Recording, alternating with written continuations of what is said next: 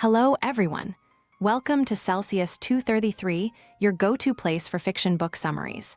Today, we will step into the world of Lady Chatterley's Lover by D.H. Lawrence.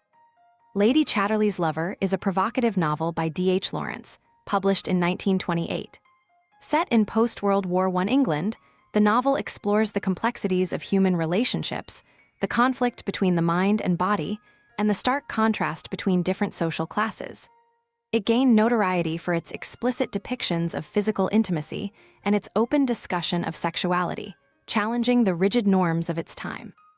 The story follows Constance Reid, or Lady Chatterley, as she navigates her emotional and physical desires in a strained marriage with a paralyzed war veteran, Sir Clifford Chatterley. Plot summary: Constance Chatterley, known to most as Lady Chatterley, found herself trapped in a life that felt suffocating and desolate. Born into an intellectual family, she was raised amidst discussions of art and idealism, her upbringing fostering an independent spirit. But that spark of freedom had been steadily smothered by the realities of her marriage to Sir Clifford Chatterley. Clifford, once an active and capable man, had returned from the Great War paralyzed from the waist down. His injury left him confined to a wheelchair, but it was the emotional distance between them that troubled Connie the most. Clifford, now more interested in his writing and intellectual endeavors, sought refuge in his mind, leaving behind the passion and intimacy that once might have connected them. Ragby Hall, the Chatterleys' estate in the Midlands, became a prison for Connie. The stark industrial landscape around the estate, dominated by the nearby coal mines, mirrored the bleakness of her own life. Clifford had thrown himself into managing the coal mines and writing stories, finding solace in his growing reputation as an intellectual. Yet despite his achievements, Clifford remained disconnected from the world of feelings and from Connie herself. As the days slipped by, Connie grew increasingly restless. The emotional void between her and Clifford deepened as he found companionship in his nurse, Mrs. Bolton, who provided him the care and attention he needed. But for Connie, there was no such comfort, only a deepening sense of isolation. Into this desolation stepped Oliver Mellors, the gamekeeper at Ragby. Mellors had returned to England after serving in the war, much like Clifford, but unlike the Chatterleys, he had no grand estate or title. He lived a simple life, tending to the woods and his cottage, disconnected from the upper class to which the Chatterleys belonged. His isolation was self-imposed, for he had little patience for the world of industry and intellect that seemed to dominate post-war England. He preferred the quiet of the natural world, a sanctuary untouched by the grime and smoke of the nearby mines. It was in these woods that Connie first encountered Mellors. He was a man of few words, but there was a quiet strength about him, a connection to the earth that intrigued her.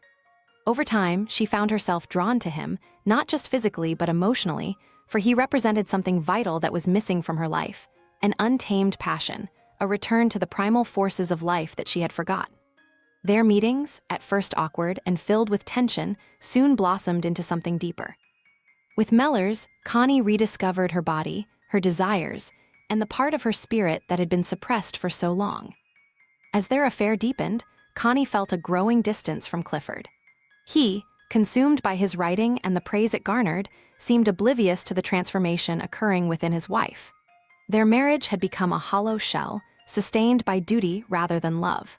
Clifford's physical limitations only exacerbated his detachment, as he grew more reliant on Mrs. Bolton for his daily care and companionship. The chasm between him and Connie widened, yet Clifford, ever the intellectual, remained focused on his work, unaware of the emotional upheaval that Connie was experiencing. The relationship between Connie and Mellors grew not only in physical intimacy, but also in emotional depth. They spent more time together, hidden away in Mellors' cottage in the woods, where the world outside seemed to disappear. Here, away from the constraints of society and class, they found solace in each other. Mellors, scarred by his own experiences of love and war, was slow to trust, but with Connie, he allowed himself to be vulnerable. In each other, they found a sanctuary from the loneliness that had haunted them both. However, their relationship could not remain hidden forever.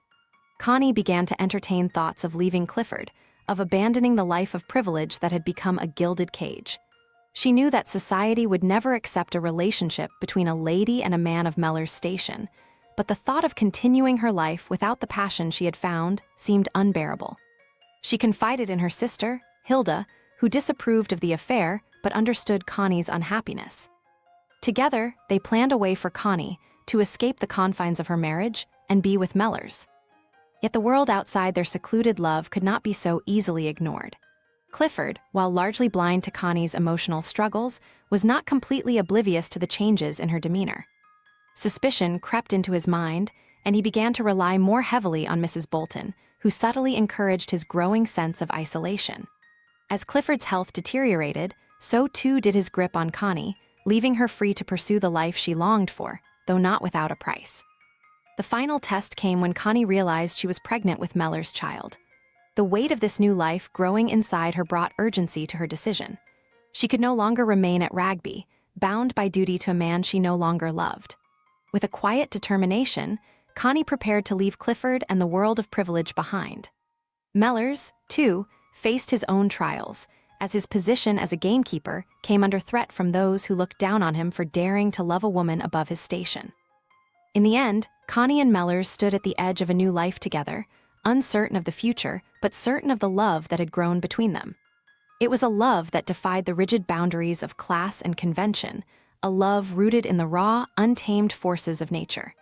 And though they faced the scorn of society, they found strength in each other, ready to embrace whatever lay ahead. That's it for today, but if you're looking for more great reads, dive into other books by D.H. Lawrence. Details are in the description or on Celsius 233. Remember, while our summaries capture the essence, they can never replace the full experience of reading the book.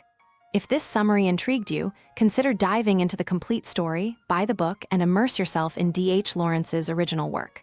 Bye-bye, take care, have fun.